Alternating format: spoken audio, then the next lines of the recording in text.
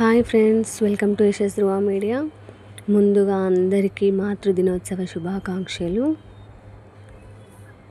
అమ్మలందరికీ. So ఈరోజు మేమైతే biryani rice చేస్తున్నాము, బగారా రైస్. దానికోసమని కొద్దిగా నెయ్యి, నూనె తీసుకొని అది వేడయ్యాక పోపు గింజలు వేసుకొని అలా పోపు చేసుకోవాలి. చూడండి, మేమైతే ఆవాలు, జీలకర్ర వేసి అవి పోపు చేస్తున్నాము. సో ఇప్పుడు ఇందులో అయితే సన్నగా మధ్యలోకి చీల్చుకొని ఒక 5-6 పచ్చిమిరపకాయలు అయితే వేసుకోవాలి. బిర్యానీలో కొంచెం కారంగా ఉండాలి అని అనుకుంటే పిల్లలు వితౌట్ కర్రీ కూడా తినేలాగా ఉంటుంది, ఎందుకంటే పిల్లలకి కారం ఎక్కువ ఉండొద్దు కదా. సో దాంట్లో ఇంకా బిర్యానీ ఆకు, ఒక 3 బిర్యానీ ఆకులు వేసాను, ఎక్కువగా స్పైసీగా ఉండకుండా. సో బిర్యానీ ఆకు వల్లనే కదా ఆ బిర్యానీకి టేస్ట్ అనేది వస్తుంది, చాలా బాగుంటుంది. ఆకు లేకపోతే టేస్ట్ అంతగానం మంచిగా అనిపించదు. సో మేమైతే ఒక 3 ఆకులు వేసినాం, స్పైసీ ఎక్కువ అవుతుందని కొద్దిగానే వేసినాం. సో ఇవన్నీ బాగా ఫ్రై అయ్యే వరకు వేయించుకోవాలి. మా ఛానల్ ఫస్ట్ టైం ఎవరైనా చూస్తున్నట్లయితే మా వీడియోని లైక్ చేయండి, షేర్ చేయండి, సబ్స్క్రైబ్ చేయడం మాత్రం అస్సలు మర్చిపోకండి. ఇలాంటి వీడియోస్ ఇంకెన్నో తీయాలి అని అనుకుంటున్నాను. ఇప్పుడైతే కొద్దిగా ముందుగా ప్రిపేర్ చేసుకున్న గరం మసాలా అవి వేసుకోవాలి. ఇంకా మన బగారా సామాన్ ఉంటుంది కదా, మొగ్గ, అనాస మొగ్గ, ఇంకా జాపత్రి, ఇవన్నీ వేసుకోవాలి. ఇంకా కాయ, ఇవన్నీ ఉంటాయి కదా, అవన్నీ వేసుకొని కొంచెం సేపు ఫ్రై అవ్వనివ్వాలి. వీటితోనే మన బిర్యానీకి అసలైన టేస్ట్ వస్తుంది. ఇవి లేకపోతే అసలు ఆ బగారా స్టైల్ కానీ, ఆ స్మెల్ కానీ తినే ఫీల్ ఉండదు అస్సలు. ఇవన్నీ వేస్తేనే మనకి బాగుంటుంది. అయినా మేము అన్నీ లైట్గా వేసాము. పిల్లలు వితౌట్ కర్రీ కూడా తినేయచ్చు. పిల్లలకి కర్రీ పెడితే కారం వేస్తుంది అని చెప్పేసి అనుకుంటే మీరైతే సింపుల్గా ఈ రైస్ ఒక్కటి పెట్టేయచ్చు, పెద్దవాళ్ళు కర్రీతో తినొచ్చు. సో ఇందులో మనం కొద్దిగా అల్లం వెల్లుల్లి పేస్ట్ కూడా వేసుకోవాలి. ఇంకా మెయిన్ బిర్యానీకి అయితే పుదీనా ఉండాలండి. పుదీనా ఉంటే ఆ టేస్టే వేరు అసలు. పుదీనా ఫ్రెష్గా కడిగిన పుదీనా, నేనైతే ఇంట్లోనే పెంచుకుంటాను పుదీనాని. ఆ పుదీనా తీసుకొచ్చాను. ఇంకా కరివేపాకు రెబ్బలు కూడా ఒక 2 వేయాలి. ఇంకా కొత్తిమీర సన్నగా తరిగి పెట్టుకొని ముందే కొత్తిమీర కూడా వేసుకొని బాగా ఫ్రై చేసుకోవాలి. సో అవన్నీ అయితే ఫ్రై అయిపోయినాయి.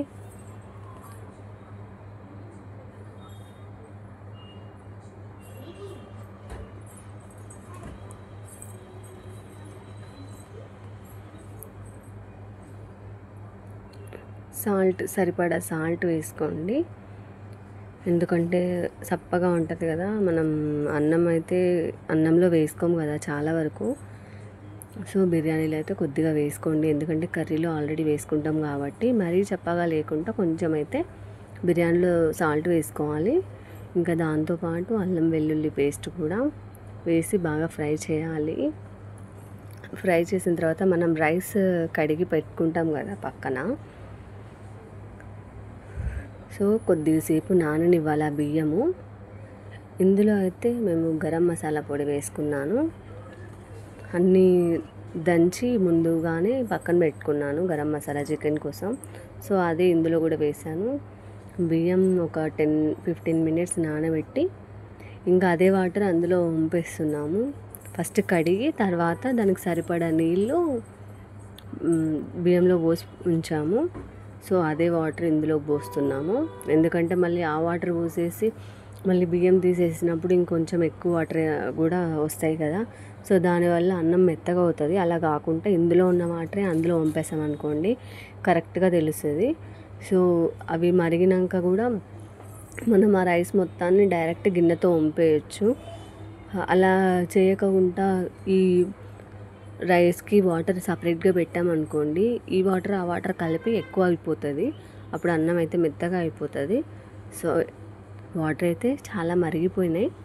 ఇప్పుడు దాంట్లోకి ఉన్న బియ్యం మొత్తం అందులోకి డైరెక్ట్ గిన్నెతో ట్రాన్స్ఫర్ చేసుకోవచ్చు ఈజీగా. సో బియ్యం అయితే అందులో బాస్మతి రైస్ తీసుకొచ్చామండి మేము.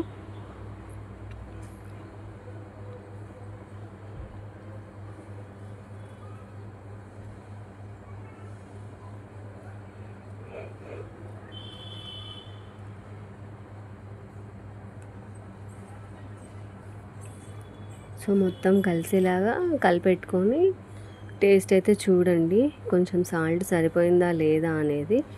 లేదా మీకు తెలిస్తే కొంచెం ఎంత వేసుకోవాలో అంత అందాజ చూసేసుకొని సరిపడా వేసుకోండి. సో మేమైతే సాల్ట్ కొంచెం తక్కువగానే వేసాము, ఎందుకంటే కర్రీలో కరెక్ట్గా వేసుకున్నాం కదా, మళ్ళీ ఎక్కువైపోద్దేమో అని మేమైతే కొంచెం కొద్దిగానే సాల్ట్ వేసాము. ఇప్పుడు టేస్ట్ చేసి చూసుకోవచ్చు. సో బియ్యం అన్నీ అందులో వేసి కలిపి మూత పెట్టేసి ఉంచుకోవాలి. ఇంకా చూడండి మొత్తం ఎలా ఉడుకుతుందో. ఉడుకుతున్నప్పుడు కొద్దిగా కొత్తిమీర వేసుకోండి, ఆ ఫ్లేవర్ అనేది బాగుంటుంది అలా ఉడుకుతున్నప్పుడు వేసుకుంటే. సో ఉడికి ఆకులు మొత్తం మధ్యలోకి వచ్చేసినాయి. కలబెట్టుకోవాలి, అది దగ్గర పడే వరకు ప్రతి దాకా ఓకే మూత ఓపెన్ చేయడం కలబెట్టడం చేయాలి. లేదంటే ఆ పోపు మొత్తం ఒకటే సైడ్ వెళ్ళిపోతుంది, ఇంకా మిగతా సైడ్ ఏమీ ఉండదు, టేస్ట్ ఉండదు. ఆ పోపు ఉన్న దగ్గరే టేస్ట్ ఉంటుంది. సో అందుకని అది మొత్తం కలిసేలాగా చుట్టూ కలబెడుతూ ఉండాలి.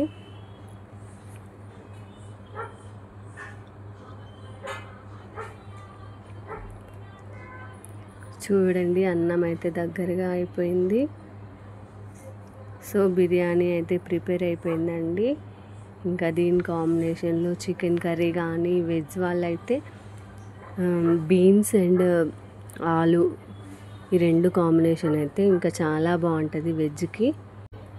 సో అన్నం అయితే కంప్లీట్ అయిపోయిందండి, మంచిగా ఉడికింది. ఇంకా మేమైతే స్టవ్ ఆఫ్ చేసుకున్నాం, ఇంకా తినడానికైతే రెడీగా ఉన్నాము. So thanks for watching our video. Keep supporting us for more videos. Bye bye.